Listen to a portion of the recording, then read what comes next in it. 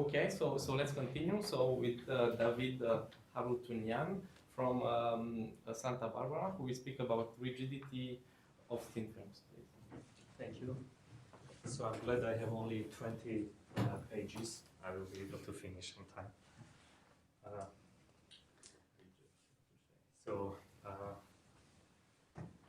The title says that I'm going to talk about rigidity of thin domains. Let's start with shells. What is a shell?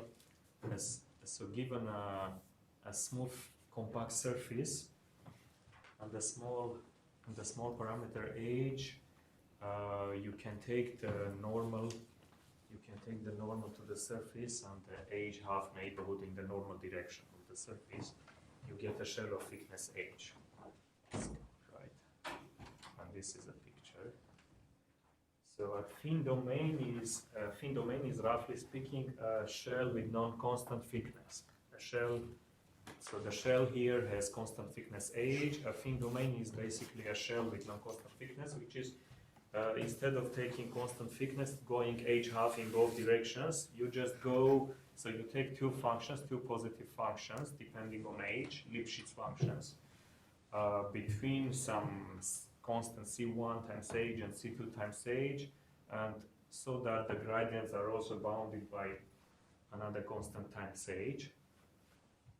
And then you go in one direction in the amount of G1 and in the other direction, in the opposite direction, in the amount of G2. Then you basically get a shell with non-constant thickness. And we call these thin domains.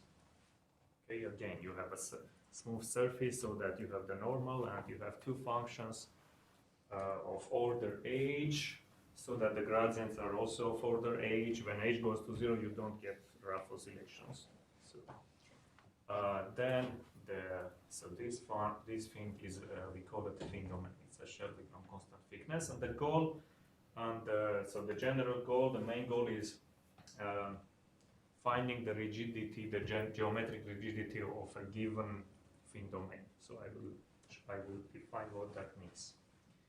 And all constants c that you will see will depend.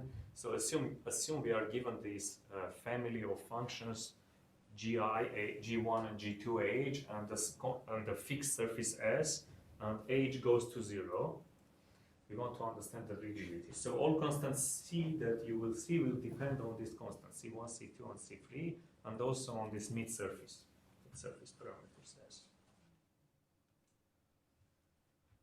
Okay, so this defines. Actually, the next slide will define what the rigidity of a shell is. This is the famous result of Friesecke, James, and Mueller, which is called the geometric rigidity estimate, which is the following. So assume omega is a bounded open bounded connected Lipschitz domain in R3. Then there exists a constant c depending only on omega, such that for every h1 vector field, this is a vector field from omega to R3. There exists a proper rotation such that this inequality holds. So the L2 norm of grad u minus the rotation is controlled by the distance squared integrated over omega.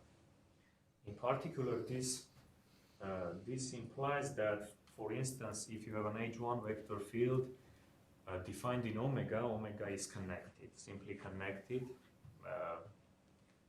open Lipschitz domain, and if the gradient of an h1 vector field is always a rotation, then it must be constant, because this will always be 0. So this estimate gives that the gradient is a constant. So it turns out that if omega is a thin domain, then this constant c blows up. When the thickness goes to 0, this constant c goes to infinity. Okay, and the task is finding how fast the constant goes to infinity when h goes to 0.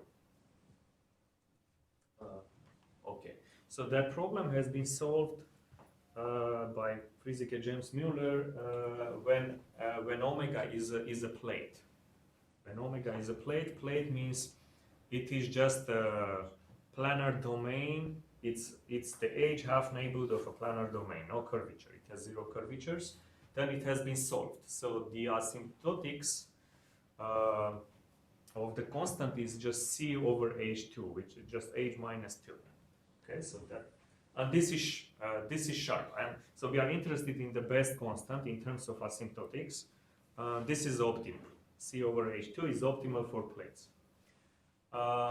Also, it is worth mentioning that this is a universal estimate. This lower bound is universal in the sense that it also holds for any shells and for any thin domains with thickness of order h. So this holds for any thin domains.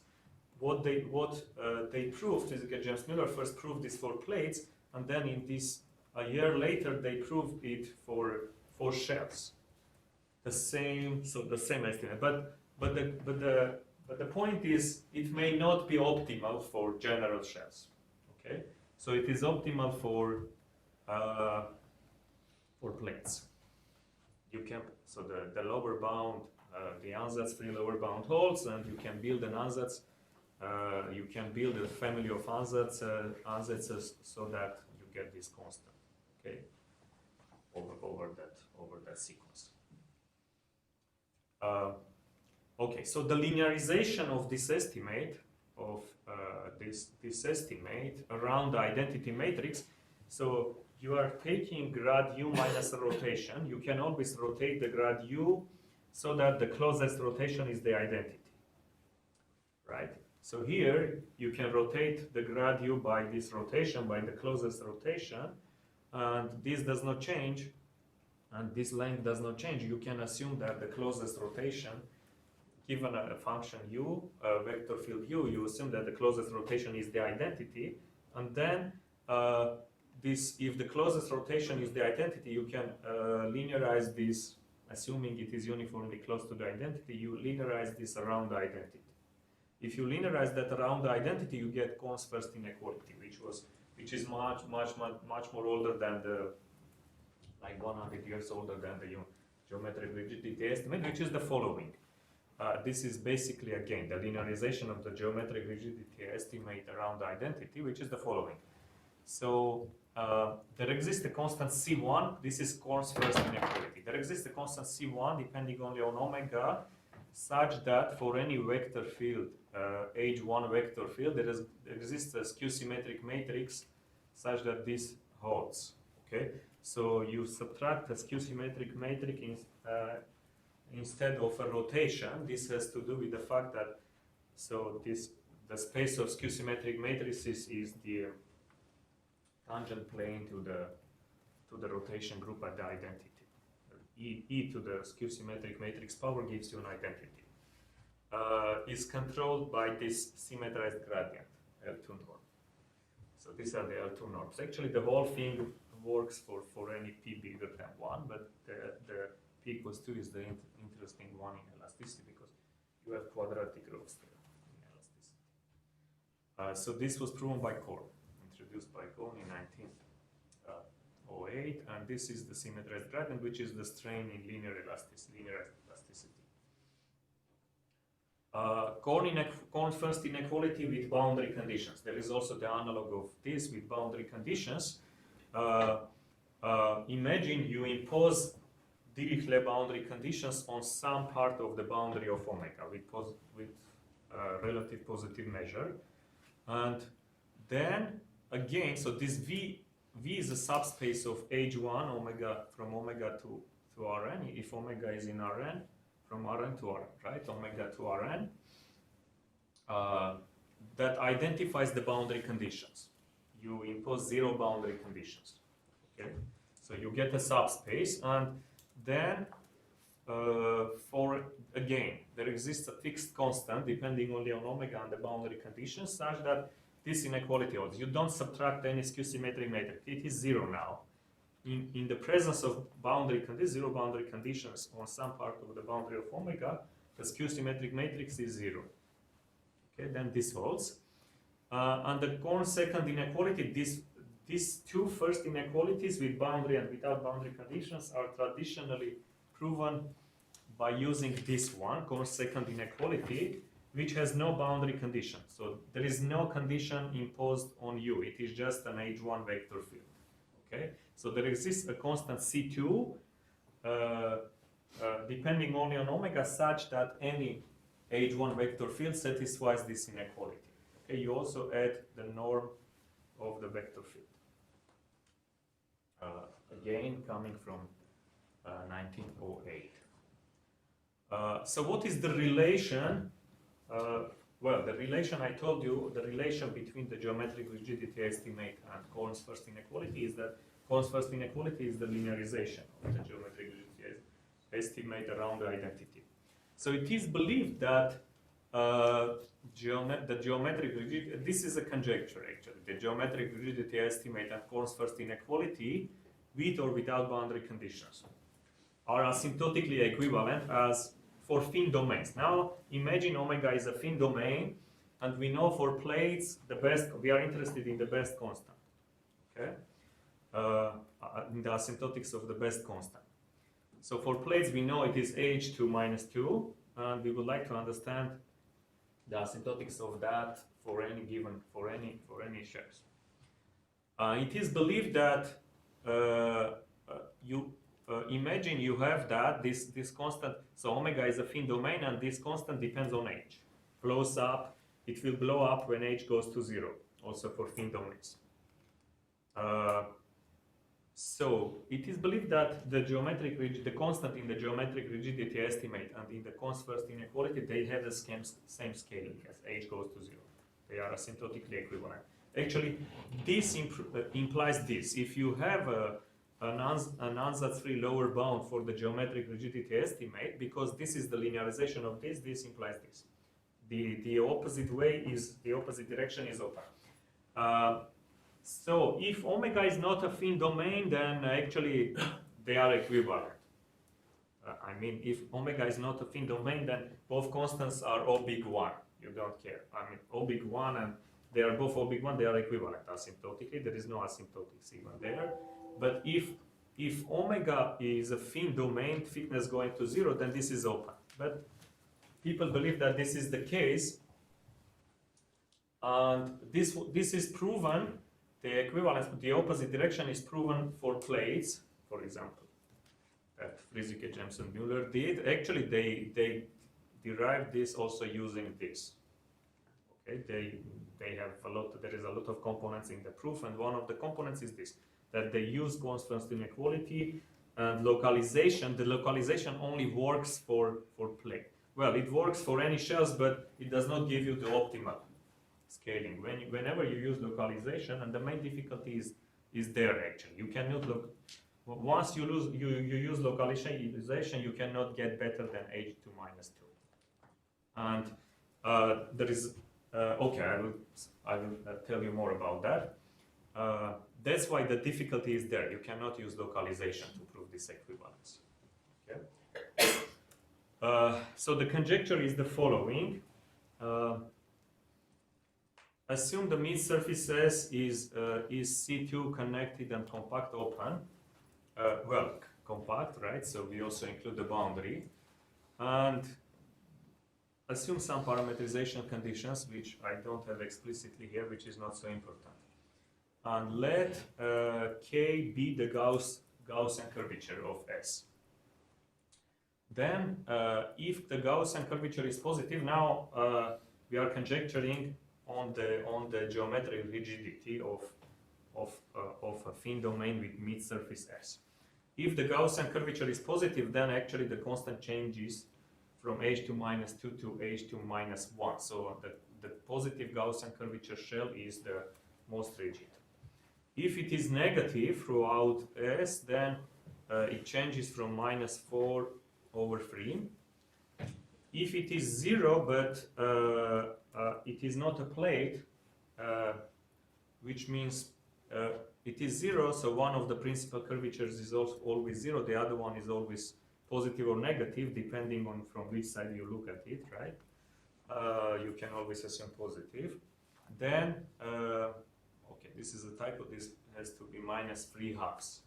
This applies to cylinders like cones, cut cones, etc. So why do we think this is true? Actually, this sharp geometric rigidity estimate for shells is in the core of derivation of two-dimensional theory of shell theories.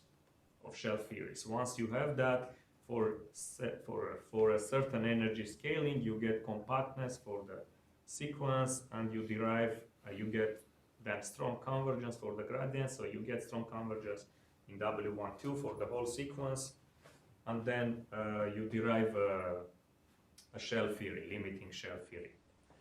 But if you have H2, if you have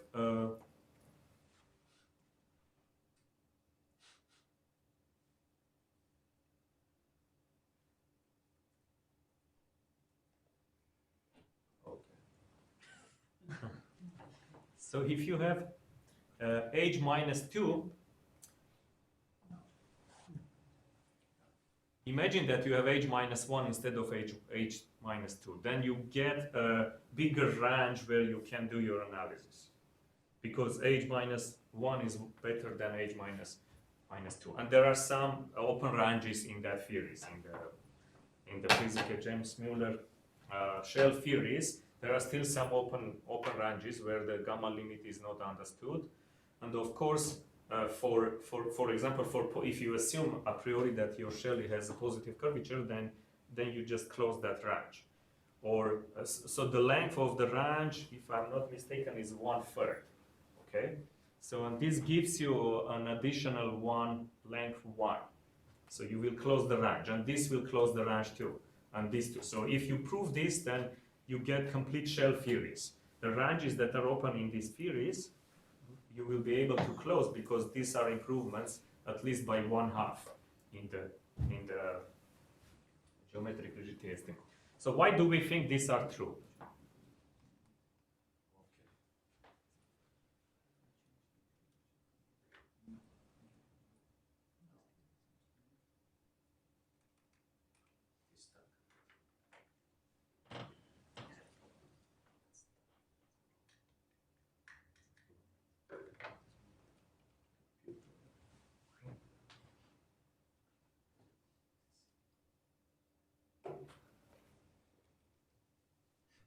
Restart.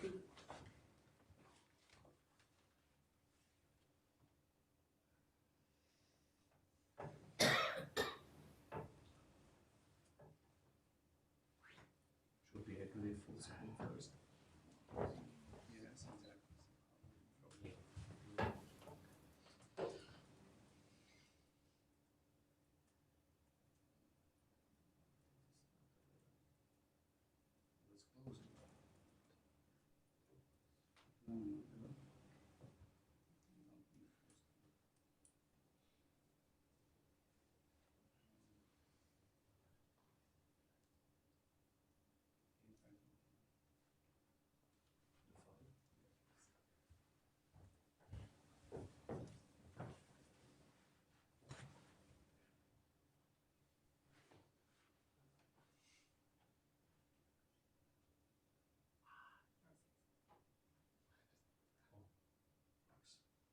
it.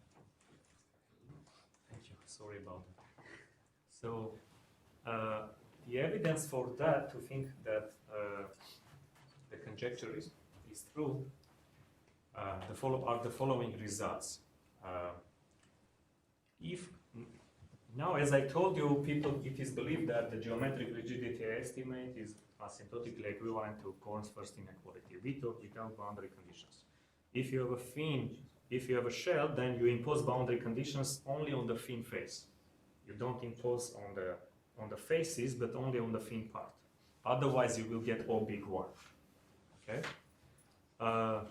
So we can prove that for positive curvatures, the constant, if you impose zero boundary conditions only on the thin face, then the constant in Korn's first inequality scales like this. What does it mean short shell?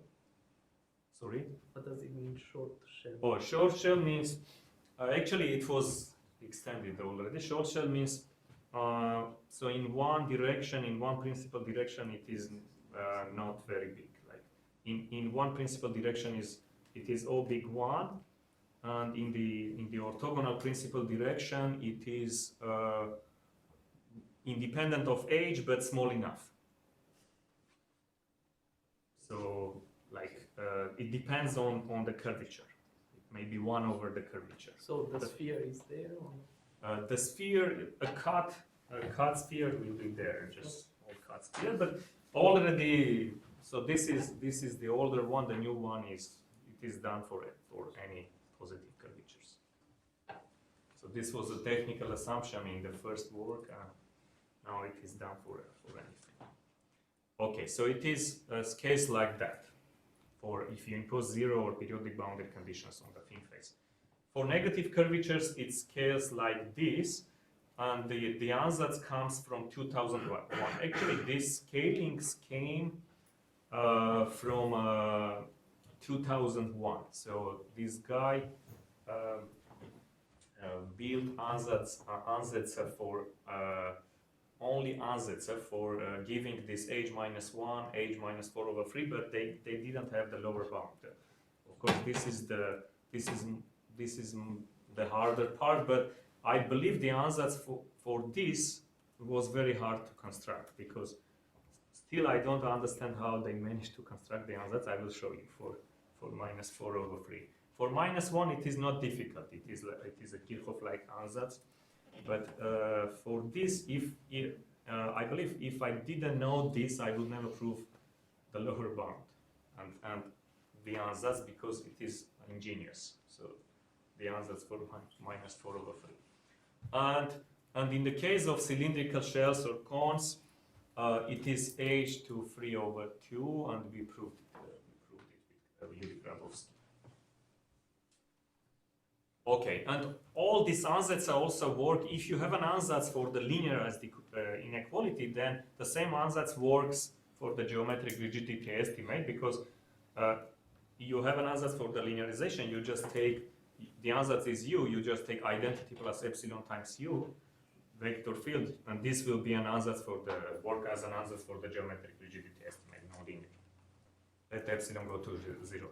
So let me show you how a little bit about the proofs and how the gradient form, okay, how the gradient looks like in principal coordinates.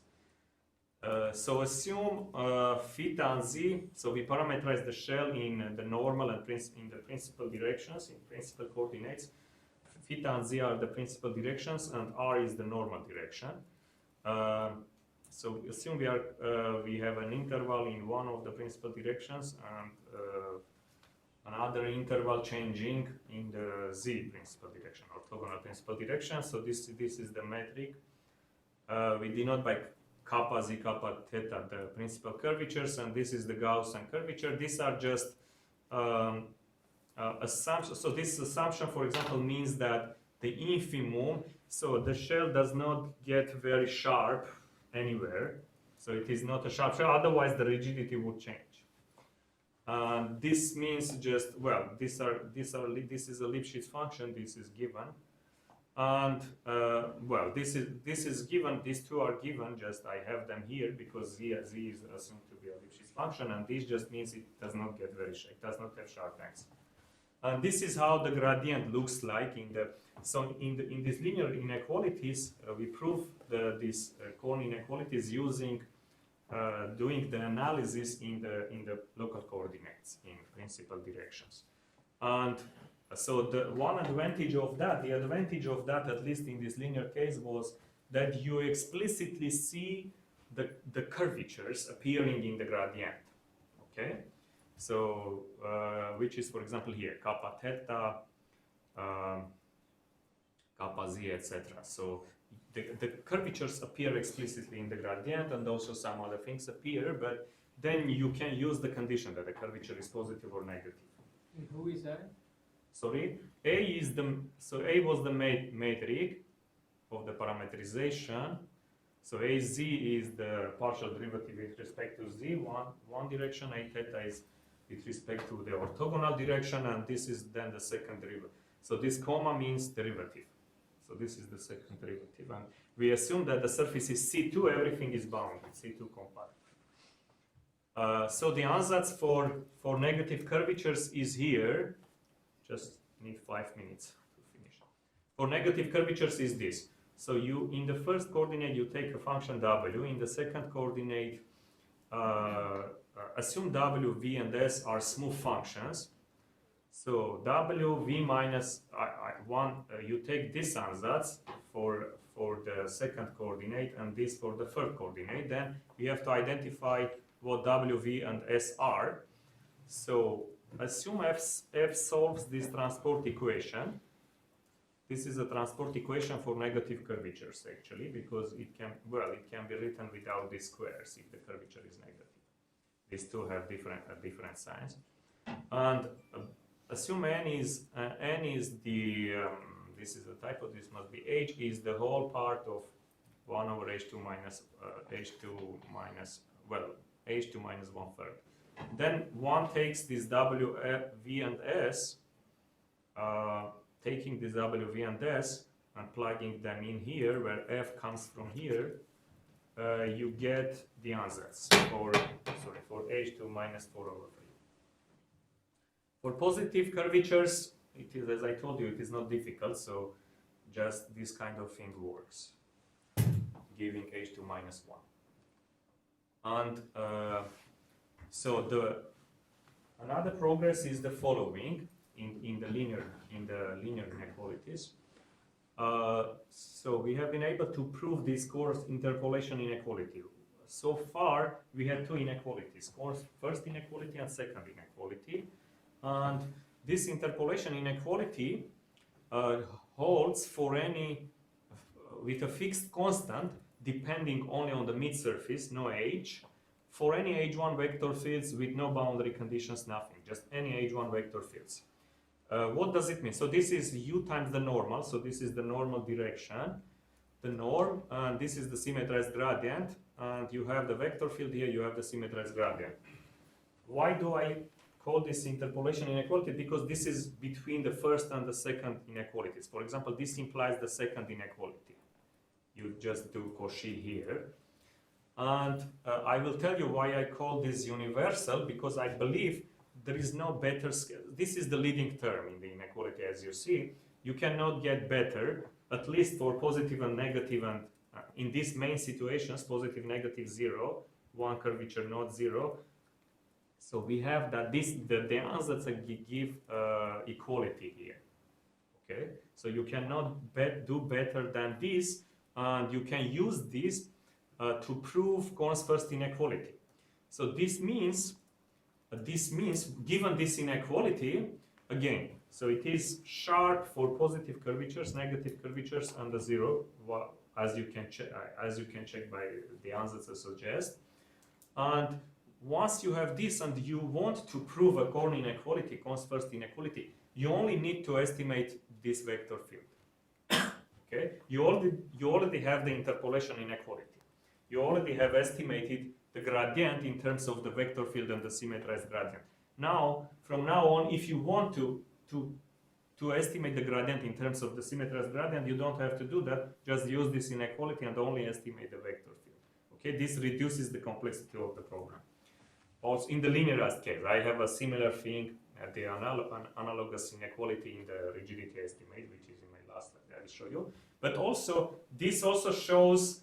This also solves the problem of finding the asymptotics of the optimal constant in Korn's second inequality, which was open up to here, and it is h2 minus 1. Okay, in Korn's second inequality, it was open. What is the best asymptotic? What is the asymptotics of the best constant? And it is c over h.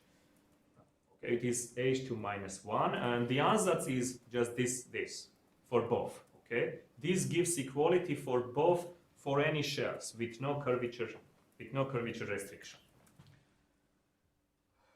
Okay, maybe I will skip this. This is what I just told you, that these things suggest that this is the best possible that you can get. So whenever you want to prove a rigidity estimate, whenever you want to estimate the gradient in terms of the symmetrized gradient, you can use this interpolation inequality. Just estimate the vector field, and everyone here knows that estimating the vector field must be much easier, but at least a little bit easier than the gradient.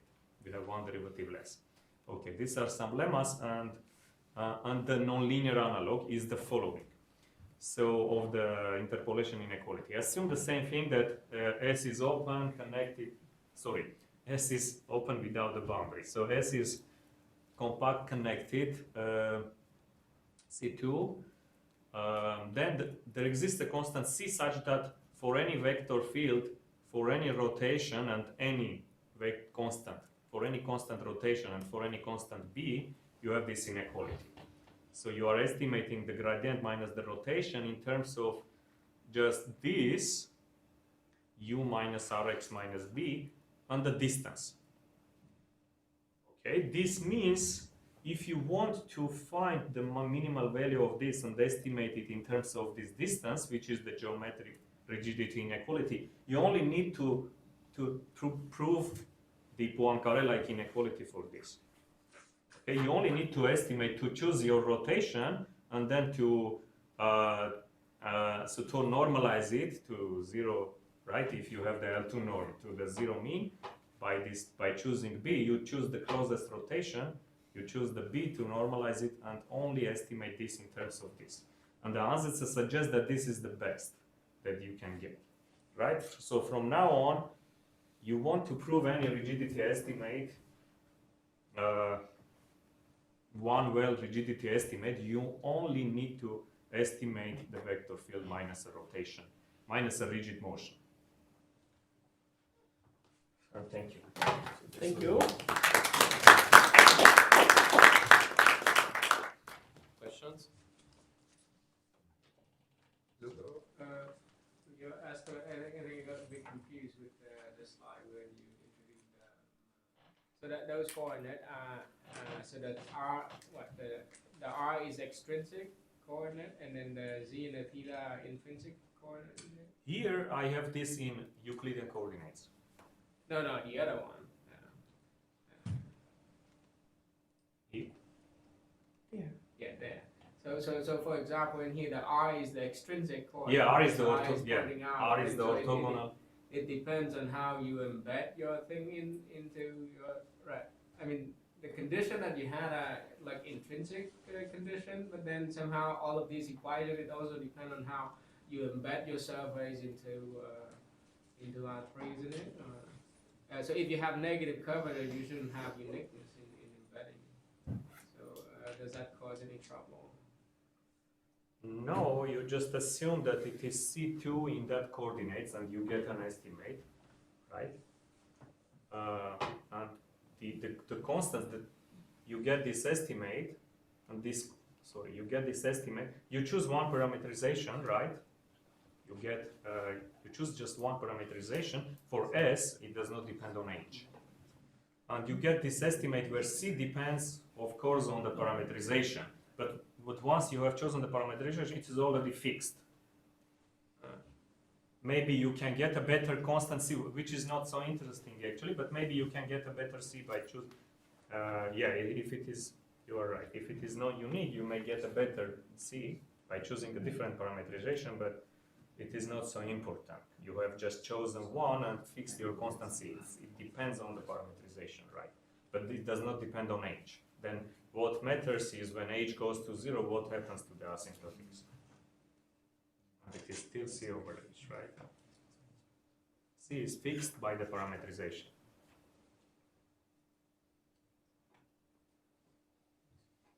Other questions? Why do you use this Hilbertian? So if you put in LP, what's happening with the scaling gauge? It is the same.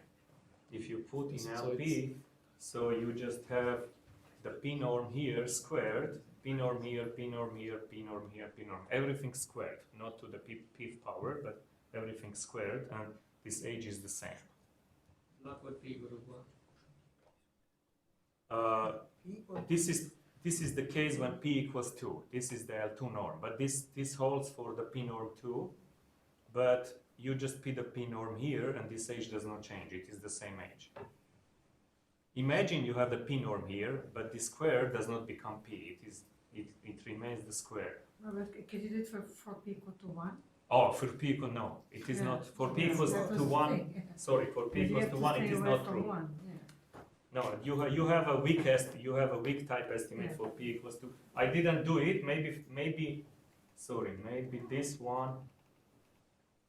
I don't know whether this is true for p equals to 1. But for general domains, if you are not concerned about the asymptotics, it is a weak estimate. Weak type L1 estimate is true for general domains. But and definitely we can do this for any shell. But what asymptotics?